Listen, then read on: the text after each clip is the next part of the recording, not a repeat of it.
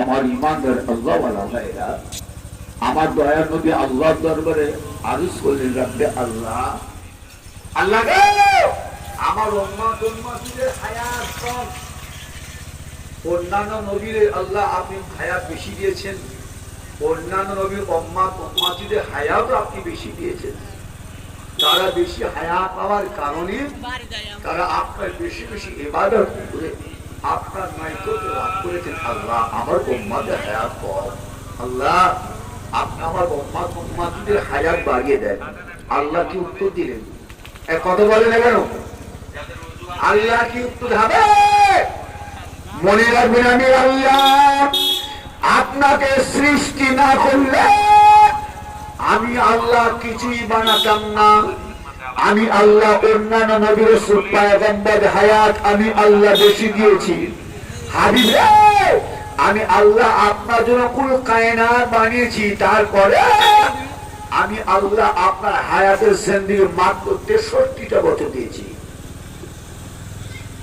মাত্র 63টা বছর। হাবিব, আমি আল্লাহ আপনার উম্মতদেরও হায়াত আমি আল্লাহ কম দিয়েছি। হাবিব, আপনি মনে রাখবেন, আমি আল্লাহ আপনার কোটি কোটি কোটি কোটি উম্মতদের মধ্যে মাত্র আপনার একটা উম্মতের আমি আল্লাহ হায়াত বেশি দিয়েছি। আমার রাসূলুল্লাহর সেই উম্মতটার নাম কি? কথা বলেন, উত্তর দেন। আল্লাহ আমার নবী পাকে কোটি কোটি কোটি কোটি উম্মতি দিয়েছেন। আমার রাসূলুল্লাহর কোটি কোটি উম্মতিদের মধ্যে মাত্র একটা উম্মতকে আমার আল্লাহ 350 বছর হায়াত দিয়েছেন। বললাম এখানে ছিল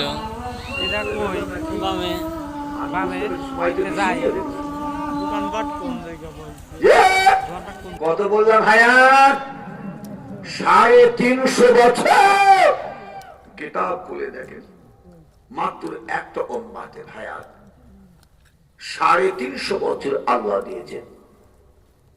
আল্লাহ বললেন, হাবিব, আমি আল্লাহ আপনার হায়াত আমি আল্লাহ কম দিয়েছি, অথচ আপনার জন্য কুল কায়নাত বানালাম। আর আপনার হায়াতের জিন্দেগি বেলায় 63 বছর। আপনার উম্মতিদেরও আমি আল্লাহ হায়াত কম দিয়েছি।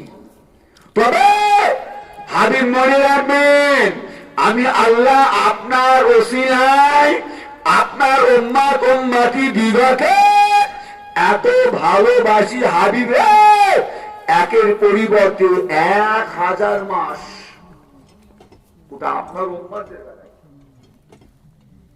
ওটা আপনার উম্মতের বেলায় আমি আল্লাহর রাতটা দেখে দিয়েছি। আপনার যে উম্মত, যে উম্মতি ওই একটা রাত সারা রাত জেগে জেগে আমি আল্লাহর ইবাদতের রাত কাটিয়ে দেবে, আমি আল্লাহ তার ইবাদতে খুশি হয়ে একের পরিবর্তে 1000 মাস রাত জেগে জেগে ইবাদতের সওয়াব আমি আল্লাহ দিয়ে দেব। আর বা জোরে বলেন সুবহানাল্লাহ, আর একটু জোরে সোরে বলেন সুবহানাল্লাহ।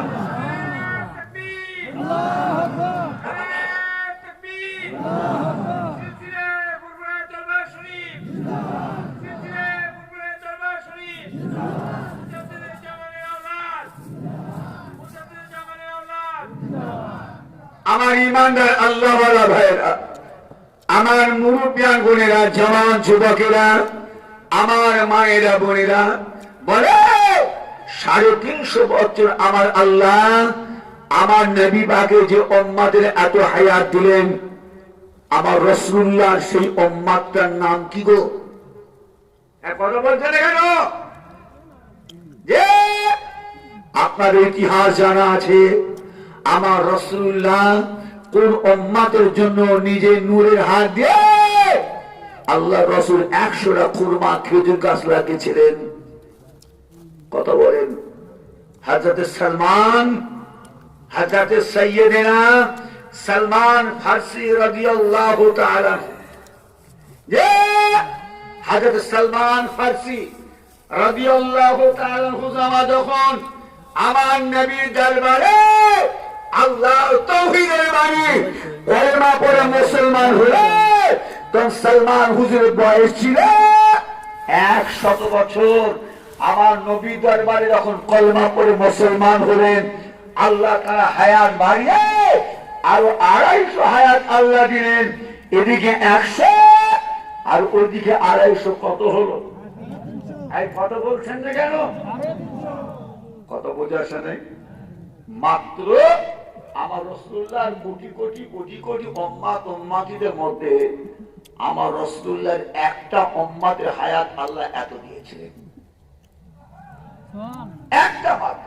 আল্লাহ পৃথিবীর মধ্যে নজির করে এটা রেখে দিলেন আমার রাসূলুল্লাহর উসিলায়,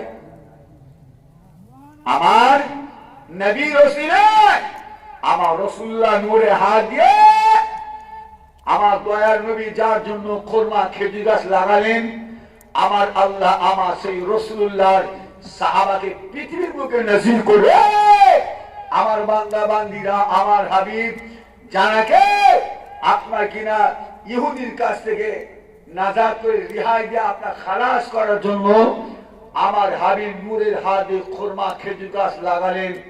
আমি আল্লাহ আমার হাবিবের নূরের হাতকে কবুল করে আমার হাবিবের সেই উম্মতকে হায়াত আল্লাহ বাড়িয়ে দিলাম। পৃথিবীর মধ্যে আমি আল্লাহ নজির করে রেখে দিলাম আমার হাবিবের কোটি কোটি উম্মতের মধ্যে একটা উম্মতে হায়াত 350 বছর আমি আল্লাহ দিয়ে দিলাম। জোরে বলা যাবে না? আর একটু জোরে বলা যাবে না? আমার ইমানদার আল্লাহওয়ালা ভাইরা, আমার মুরব্বী গণেরা, জওয়ান যুবকেরা, আল্লাহর জলিলুল কদর পয়গম্বর নবী মুসা আলাইহিস সালাম হুজুর আমার অবাক হয়ে গেলেন, কি 1000 বছর? 1000 বছর আমার ইমানদার ভাইরা, ও মুরব্বিয়া গণেরা, জওয়ান যুবকেরা, মায়েরা, বোনেরা, কথাটা ঠান্ডা মাথায় বুঝুন। আল্লাহ নবী মুসা আলাইহিস সালাম আল্লাহ নেকা বান্দাদিকে লক্ষ্য করে বলেছিলেন, এ আমার আল্লাহ নেকা মাবুদ বান্দা, আপনি যে কথা বললেন ঠিক আছে, একই জায়গায় বসে বসে 1000 বছর আল্লাহ ইবাদত করলেন ঠিক আছে, এখন আপনি বলুন একটা মানুষ জীবিত থাকতে গেলে, একটা মানুষকে বেঁচে থাকতে গেলে তার কিন্তু কিছু আহার করার আগে খাদ্য লাগে। ওই আল্লাহ মাবুদ বান্দা, আপনি এমন একটা নিঝুম নিরিবিলি জায়গায় 1000 বছর ধরে আল্লাহ ইবাদত করছেন। এই নিঝুম নিরিবিলি জায়গায় না আছে মানুষ, না আছে কোনো প্রাণী, না আছে কোনো খাদ্য। আপনি বলুন বলুন এই নিঝুম নিরিবিলি জায়গায় বসে বসে 1000 বছর ধরে আপনি কি খান? খাচ্ছেন কি? 1000 বছর ইবাদত করতে মেনে নিলাম, একটা মানুষকে বেঁচে থাকতে গেলে তাহলে কিন্তু কিছু খাওয়া লাগে, এ খাওয়া লাগে না। আমি অত বিস্তারিত দেখি, আমি খালি শর্টকাটে গেলে কথাটা আপনাদের বুঝার জন্য বলছি, বাবাজি বুঝবা তো। একটা মানুষ বেঁচে থাকতে গেলে কিছু আহার করা লাগে। মুসা আসলাম বলছেন 1000 বছর ইবাদত করছেন, এমন একটি জায়গায় ইবাদত করেন এই জায়গায় না আছে কোনো মানুষ, না আছে কোনো প্রাণী, না আছে কোনো খাদ্য। 1000 বছর ইবাদত করছেন, এই জায়গায় বসে বসে কি খাচ্ছেন? কি খান?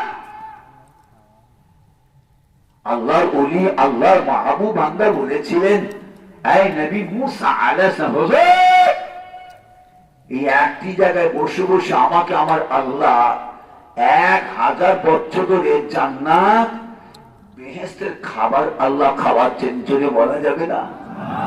আর একটু জোরে বলা যাবে না? আল্লাহ নবী মুসা আলাইহিস সালাম হুজুর অবাক হলেন, আল্লাহর মাহবুব বান্দা, আপনি আল্লাহ কি এমন ইবাদত করেন, কি এমন উপাসনা আরাধনা করেন বলে যার কারণে আল্লাহ পাক আপনাকে 1000 বছরের জান্নাতে খাবার খাওয়াচ্ছেন? আল্লাহর মাহবুব বান্দা বলে, হুজুর আগে মাফ করে হুজুর, এই কৃতিত্বটা আমার নয়, আমার নয়, এই কৃতিত্বটা হলো আমার মা। কি বললেন?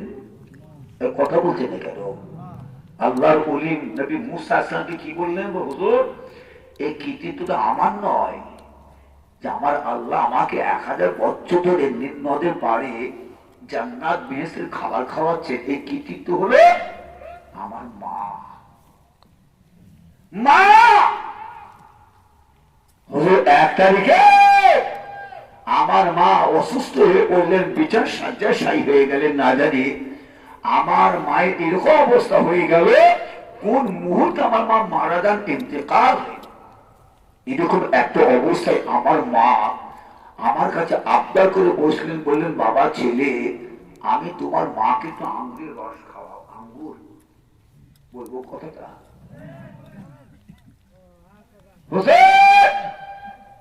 আমার মা আমার কাছে আবদার করলেন কি? আঙ্গুর। সেই সময়তে মনে রাখবেন, মিশরে আঙ্গুর পাওয়া যেত না।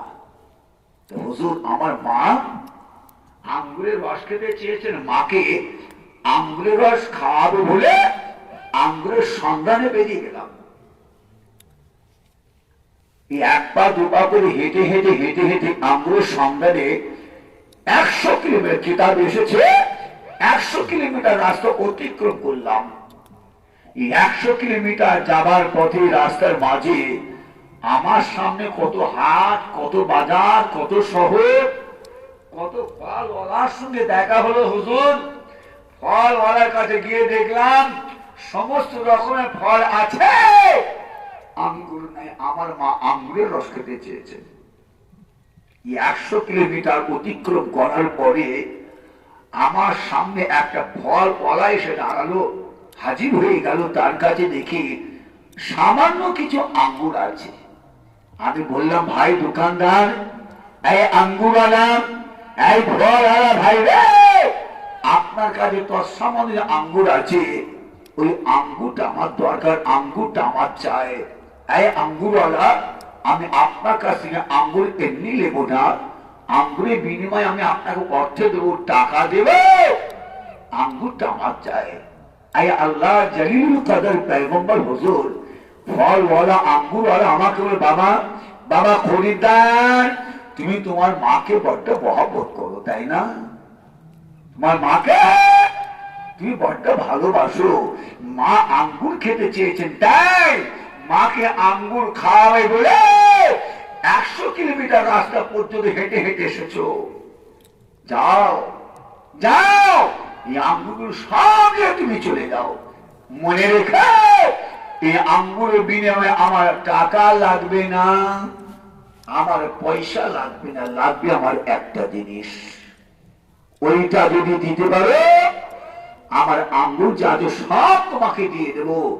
ওইটা যদি না দাও, আঙ্গুর আমি দেব না।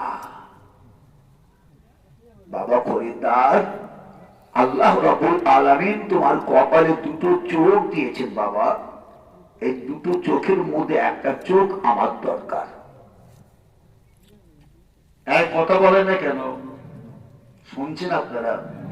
গল্প করছি না, গল্প করলাম না। শিক্ষা আপনারা মনে রাখবেন, আপনার কাছে অনেক জিনিস আবদার করেছিলেন সেই মাছ গহীন কবরে, মনে পড়ে না? মা আমার কাছে এই জিনিস আবদার করেছিলেন, আব্বা আমার কাছে এই জিনিস আবদার করেছিলেন, বলেছিলেন, চেয়েছিলেন, আর মাকে দিতে পারিনি, বাপকে দিতে পারিনি। তার জন্য বলুন, খোদার দিকে চেয়ে বলুন, আজও পর্যন্ত আপনি পস্তাননি, অনুতপ্ত হননি? মা আমার কাছে এটা চেয়েছিলেন, আমি ছেলে মাকে এটা দিতে পারলাম না, লাগেনি কেন? মনে রাখবেন, অন্তরে বাম্মার মোহাব্বত যার আছে, তার কাছে তীরের মতন সেই কথাটা আজও পর্যন্ত গিয়েছে। কথা ভুল না, ঠিক রাগ করে যাবেন না, আমাকে ভুল বুঝে যাবেন।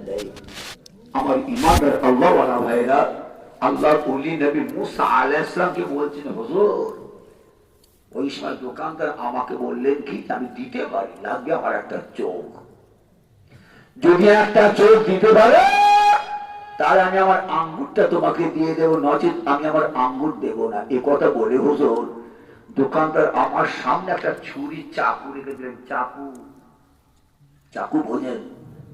চাকু বোঝেন? ছুরি বোঝেন? ওই মুরগি জবাই করা হয়, হাঁস জবাই করা হয়, গরু জবাই করা হয়, বকরি জবাই করা হয়, দুম্বা জবাই করা হয়, উটকে হনন করা হয়। এতে চালাতে গিয়ে একটু বিপদ যদি হয়, পয়সা দিয়ে কিনেছেন, অনেক পয়সা খরচা করে ছুরিটা কিনেছেন, চালাতে গিয়ে একটু বিকাল যদি হয় ছুরি আপনাকে ছেড়ে দেবে? কথা বলেন না কেন? ছুরি চালাতে গিয়ে একটু বিফাস যদি হয়ে যায়, ও আপনার হাতের উপর দিয়ে ছুরি চলে যাবে, পয়সা দিয়ে কিনেছেন। তারপরও কিন্তু ছুরি আপনার কথা শুনবে না, আপনাকে ছেড়ে দেবে না, যেভাবে চালাবেন সেভাবেই। একটু চালাতে বিকাল যদি করেছেন, ছুরি আপনাকে ছাড়বে না। এক কথা বলেন না কেন? কথা ভুল বলছি না ঠিক বলছি? দুনিয়াদারি করতে গিয়ে একটু বিপাশে পা যদি পড়ে যায়, মনে রাখবেন আমল নামায় গুনাহ। কি বলছি বুঝতে পেরেছেন?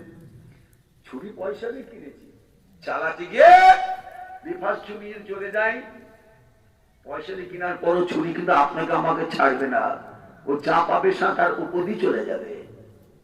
মনে রাখবেন আল্লাহ সৃষ্টি করেছেন ইবাদত করার জন্য। রাস্তায় চলাফেরা করতে গিয়ে, হুকুম মানতে গিয়ে একটু বিপাস যদি চলে যায়, সঙ্গে সঙ্গে আমল নামের গুনাহ থেকে কিন্তু আপনি রেহাই পাবে না। গুনাহ দেখে আপনি রেহাই পাবেন না, সঙ্গে সঙ্গে ফেরেশতারা গুনাহ লিখে ফেলবে, মাথার মধ্যে রেখে দেবেন। আমি গুনাহগার অদম কি কথা কোন বলে যাচ্ছি। আপনার আল্লাহকে সব আমার ভাই, আপনার আমার দাদা পীরের মহাব্বতের মানুষ, আপনার আমার দাদা পীরের সিলসিলা একনিষ্ঠ মহাব্বতের মানুষ।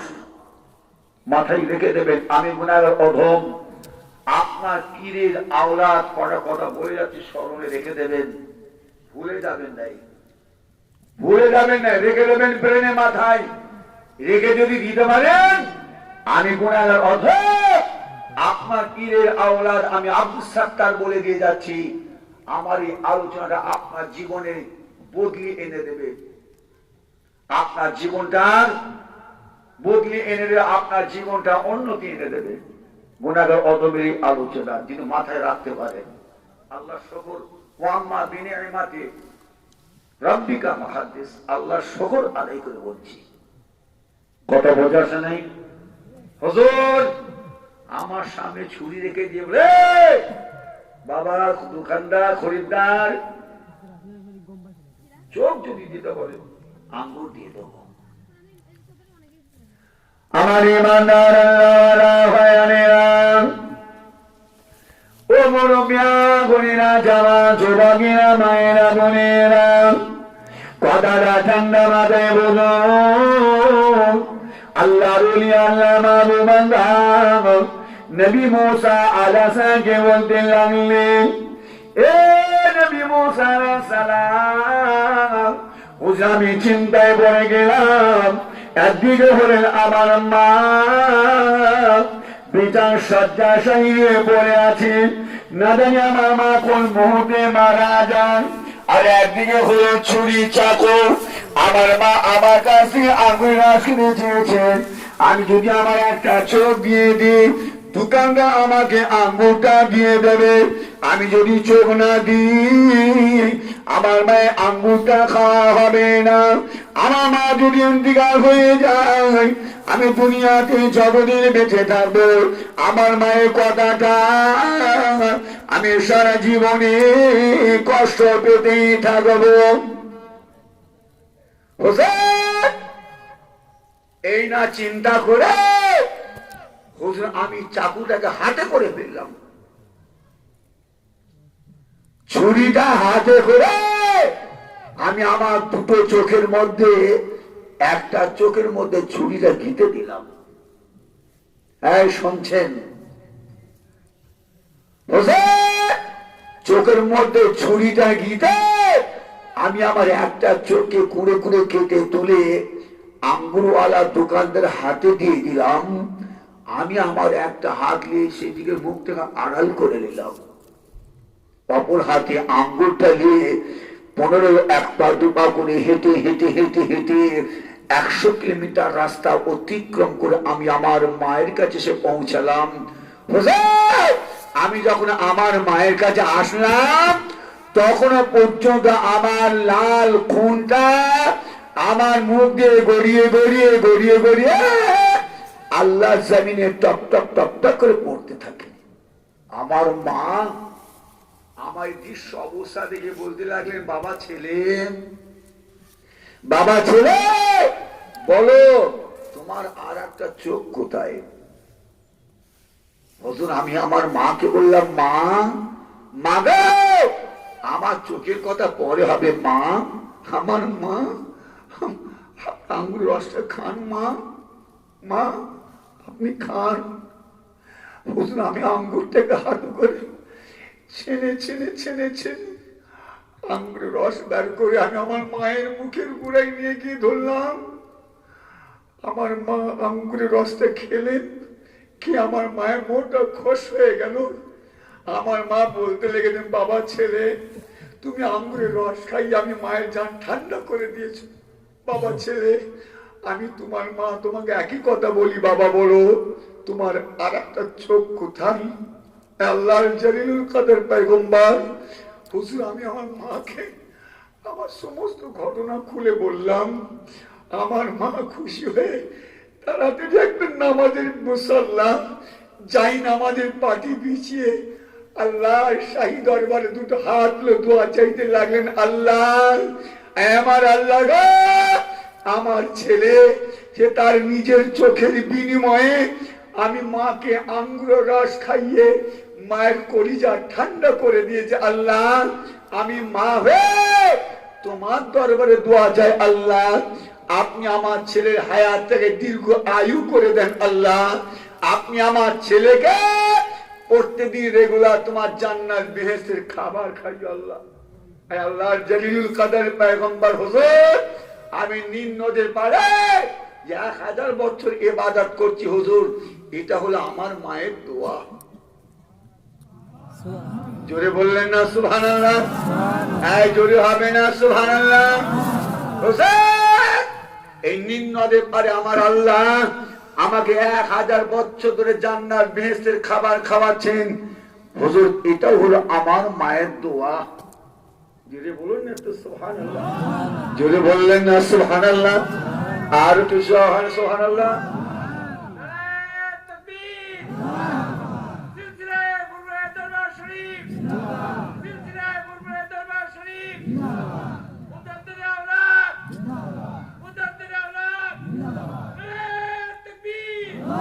আমার ইমানদার আল্লাহওয়ালা ভাইরা, আমার মুরব্বিয়ান বোনেরা, জওয়ান যুবকেরা, আমার মা বোনেরা, মনে রাখবেন আপনার মা আপনার জন্য জান প্রাণ দিল অন্তর খুলে আল্লাহর কাছে দোয়া চেয়েছেন।